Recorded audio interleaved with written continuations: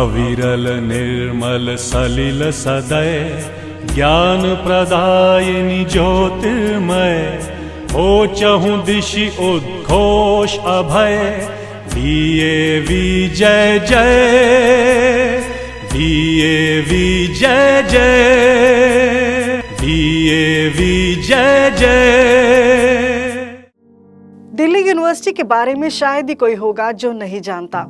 हर साल cut off list नए छात्रों के लिए खुशी और गम दोनों लेकर आती है। कोई फेसबुक पर अपने नए कॉलेज के बारे में लिखता है, कोई मनपसंद कोर्स ना पाकर करियर प्लान बदलता है। दिल्ली यूनिवर्सिटी में घुसने की दौड़ इसलिए है क्योंकि माना जाता है कि यहाँ के कॉलेज बेस्ट होते हैं। यूनिवर्सिटी के कॉलेजेस में एक कॉलेज है हंसराज कॉलेज। कौन थे ये हंसराज और किसने इनके नाम पर ये इतना बड़ा कॉलेज बनवाया था? नमस्ते जी, मैं हूँ हरप्रीत कौर। पूरा किस्सा सुनने से पहले अपने मन में सोचिए, क्या कोई एक साधारण सा इंसान किसी देश में असंख्य स्कूल और कॉलेजेस खड़े कर सकता है, या एक इंसान किसी गुलाम देश में स्कूल कॉलेजेस के माध्यम से क्रांतिकारियों की फौज खड़ी कर सकता है? खूब सोचने समझने, चर्चा करने और गूगल तक सर्च करने के बाद एक नाम निकलकर सामने आता है, महात्मा हंसराज जी। इन्हीं महापुरुष महात्मा हंसराज जी की स्मृति में डीएवी मतलब दयानंद एंग्लो वैदिक स्कूल ने आजादी के ठीक 1 साल बाद बनाया था हंसराज कॉलेज, जो बाद में दिल्ली यूनिवर्सिटी में ऐड हुआ। अब मन में प्रश्न हो सकता है कि डीएवी वालों को क्या पड़ी थी कि किसी एक नाम से दिल्ली के अंदर इतना बड़ा कॉलेज बनाने की। तो इसका पूरा जवाब सुन लीजिए। ये किस्सा अपने बच्चों को भी जरूर सुनाइए।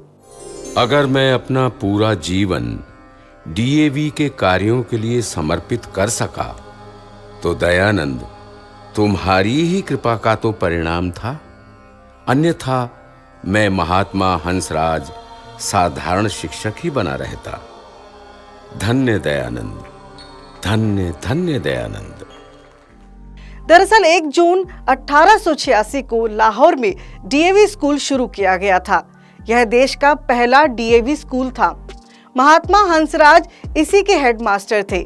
महात्मा हंसराज जी जो आगे आर्य समाज के फाउंडर दयानंद सरस्वती जी के बड़े फॉलोअर थे। वो लाला लाजपत राय जी के अच्छे दोस्त थे और आजादी की लड़ाई में दोनों कंधे से कंधा मिलाकर लड़े थे। लेकिन ना केवल लड़े बल्कि बाद में डीएवी स्कूलों में आजादी के सिपाही भी तैयार करने लगे। भारत की आजादी के कई क्रांतिकारी इसी स्कूल से पढ़े और इसमें शहीद भगत सिंह भी शामिल है। देश को आजादी मिली, साथ में मिला बंटवारा। लाहौर वाला डीएवी पाकिस्तान के हिस्से चला गया तो 19 अप्रैल 1955 को यह स्कूल अंबाला में रीलोकेट हुआ। यहाँ पर इसकी पुनः स्थापना हुई और शहर के टॉप मोस्ट स्कूलों में शुमार हुआ। स्पोर्ट्स हो या एकेडमिक, इस स्कूल के स्टूडेंट्स ने हर जगह अपनी जगह बनाई। विश्व कप विजेता कपिल देव, योगराज सिंह, युवराज सिंह, वीआरवी सिंह इसी स्कूल से पढ़े हैं और शहीद कैप्टन संदीप सागर भी इसी स्कूल के थे। और इनके अलावा भी और भी कई महान शख्सियत हैं जो इसी स्कूल से पढ़ी हैं। इसके अलावा हाई कोर्ट के कई जस्टिस इस स्कूल के एल्यूमिनी हैं। अगर एक चिड़िया ने भी ऊंची उड़ान उड़नी है तो उस चिड़िया को अपने दोनों परों में बराबर की ताकत चाहिए, और वो जब तक ना हो वो ऊंची उड़ान पर नहीं पहुंच सकती। ऐसे ही अगर हम चाहते हैं कि हमारा हर स्टूडेंट बहुत ऊंचाइयों तक पहुंचे तो हमें उसके दोनों पहलुओं पर बराबर की ताकत देनी होगी। एक तरफ मटीरियलिज्म, बेशक वो फिजिक्स हो, केमिस्ट्री हो, मैथमेटिक्स हो, इकोनॉमिक्स हो, जो भी हो उसे बढ़िया से बढ़िया बताइए, और दूसरे हाथ पर उतनी इंपॉर्टेंस के साथ उसे उसका स्पिरिचुअलिज्म समझाइए। तब उसके दोनों पहलुओं में बराबर की ताकत होगी और वो ऊंचाइयों तक पहुंच सकेगा। एक सपना जो लाहौर में आर्य समाज ने देखा था, बाद में दुनिया का सबसे बड़ा गैर सरकारी शैक्षणिक संगठन बना। देश भर में फैले दयानंद एंग्लो वैदिक स्कूलों और कॉलेजों की आज इतनी बड़ी श्रृंखला है कि किसी गरीब देश का शिक्षण मंत्रालय भी ऐसा सपना नहीं देख सकता। आज इसमें 1000 से अधिक कॉलेज, स्कूल, पेशेवर और तकनीकी संस्थान हैं। लाखों लड़के और लड़कियां अपने करियर का श्रेय इस बहुआयामी व्यवस्था को देते हैं। मानो या ना मानो, ये अपनी उपलब्धियां और रुतबे का श्रेय एक बहुत ही मामूली साधन वाले एक कमजोर युवक को देते हैं, जिसने अपना पूरा जीवन शिक्षा के लिए समर्पित करने का फैसला किया था। वह एक छोटे से बीज की तरह थे, जिसमें से एक शक्तिशाली बरगद का पेड़ उगाया, जिसने अपनी शाखाओं को गिराकर और अधिक बरगद उगाए, जब तक कि उन्होंने पूरे देश को शिक्षा संस्कार से कवर नहीं कर लिया। वो युवक थे हंसराज, जो गरीब अशिक्षित भारत को अज्ञानता के अंधकार से ज्ञान के प्रकाश की ओर ले गए। जब जब भी हमें याद आती है महात्मा हंसराज की, तो याद आती है उनकी वो पैशन, उनकी वो लगन एक अच्छा इंसान बनाने के लिए। उन्होंने जितने भी आर्टिकल्स लिखे, जितनी भी स्पीचेस दी, हर एक के अंदर एक अच्छा इंसान और एजुकेशन में वैल्यू बेसिस रखने का एक हर वक्त एक रास्ता बताया। इसीलिए मैं ये कहा करता हूं कि डीएवी का हमारा ये निश है, इंसान भगवान बनाता है, इंसानियत डीएवी भरता है। मानव भगवान बनाता है, मानवता डीएवी भरता है। अब आप सोच रहे होंगे कि पास में पैसा होगा या पावर होगी तभी कोई इतना बड़ा कार्य कर सकता है, लेकिन ऐसा बिल्कुल नहीं। बस मन में हौसला था और उम्मीद, लक्ष्य पवित्र था कि मुगलों द्वारा अनपढ़ बनाए गए भारत को फिर से शिक्षित करना है। अब इसके पीछे की कहानी भी सुन लीजिए, कैसे इतना बड़ा सपना धरातल पर उतरा, ये कहानी भी सुनिए। दरअसल पंजाब के होशियारपुर जिले में एक छोटा सा शहर था बजवाड़ा, और इसी बजवाड़ा में साल 1864 में एक बच्चे का जन्म हुआ था। माता पिता ने नाम रखा हंसराज, लेकिन उस बच्चे हंसराज की किस्मत कुछ ऐसी रही कि 12 साल की उम्र से पहले ही उन्होंने अपने पिता को खो दिया। हंसराज जी की देखभाल, परवरिश और पढ़ाई की जिम्मेदारी संभाली उनके बड़े भाई मुल्कराज जी ने, किंतु उसी दौरान उनके परिवार को लाहौर जाना पड़ा। वहां जाकर हंसराज जी को एक मिशनरी स्कूल में एडमिशन दिला दिया गया, किंतु वो स्कूल पादरी चलाते थे, जिसमें हिंदुओं की पूजा पद्धति, जाति प्रथा, छुआछूत, कई सारी कुप्रथाओं को लेकर अक्सर मजाक तक बनाया जाता था। हंसराज जी इसे लेकर बड़े दुखी होते थे। उन्हें नहीं पता था कि उनके बारे में क्या करना चाहिए, परंतु अचानक एक दिन उन्हें महर्षि दयानंद सरस्वती जी के आह्वान का पता चला, जिसमें महर्षि की वेदों की ओर वापस जाकर हिंदू धर्म को पुनर्जीवित करने की प्रेरक अपील की गई थी। एक ईश्वर में विश्वास, मूर्ति पूजा, जाति व्यवस्था और छुआछूत को खारिज करने के उपदेश थे। बस यहीं से हंसराज जी को एक राह मिली कि विद्यालय ना होने के कारण हजारों बच्चे अनपढ़ रह जाते हैं। कुछ ऐसा किया जाए जिससे देश का भविष्य शिक्षित हो। 30 अक्टूबर सन 1883 दीपावली की रात महर्षि दयानंद सरस्वती जी का निर्वाण हुआ था। उनके देहावसान के बाद लाहौर के आर्य समाज से जुड़े लोग, महर्षि जी के भक्त, उनकी स्मृति में कुछ काम करना चाहते थे, तो अंग्रेजों के साथ साथ अपनी प्राचीन वैदिक संस्कृति की शिक्षा देने वाले विद्यालय खोलने की चर्चा चली।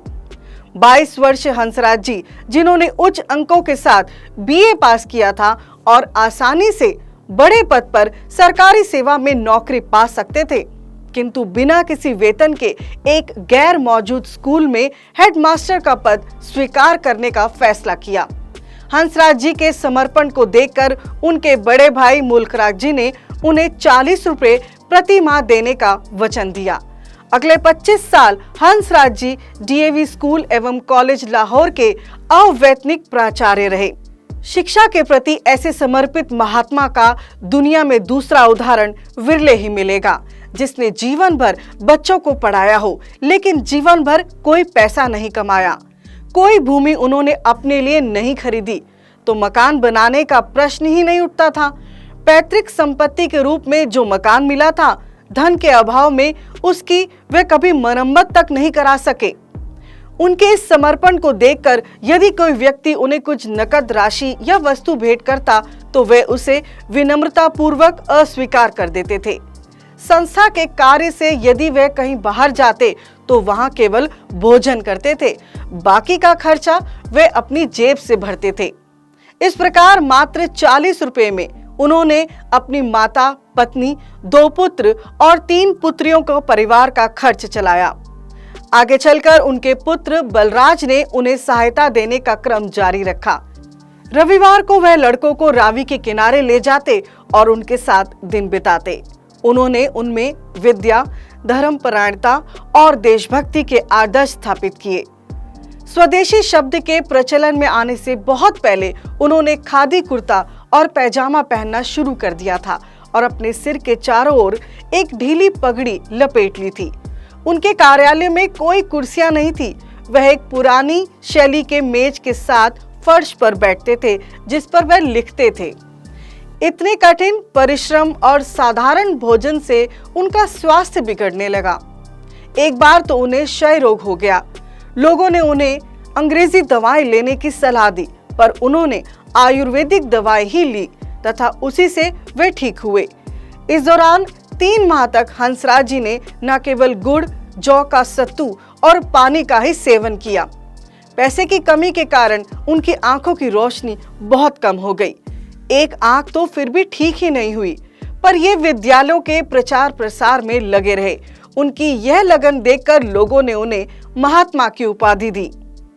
समाज सेवा में अपना जीवन समर्पित करने के बाद भी वे बहुत विनम्र थे।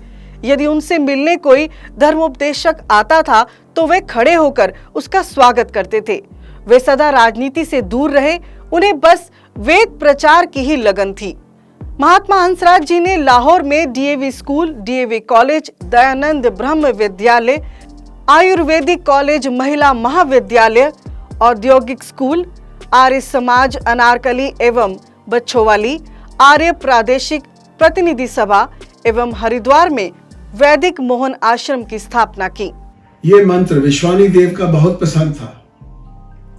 उन्होंने अपने अंतिम दिन पे खुशहाल चंद जी को, जो बाद में महात्मानंद स्वामी बने, उन्हें बुलाया और उन्हें कहा, मुझे ये मंत्र 21 बार पढ़कर सुनाओ।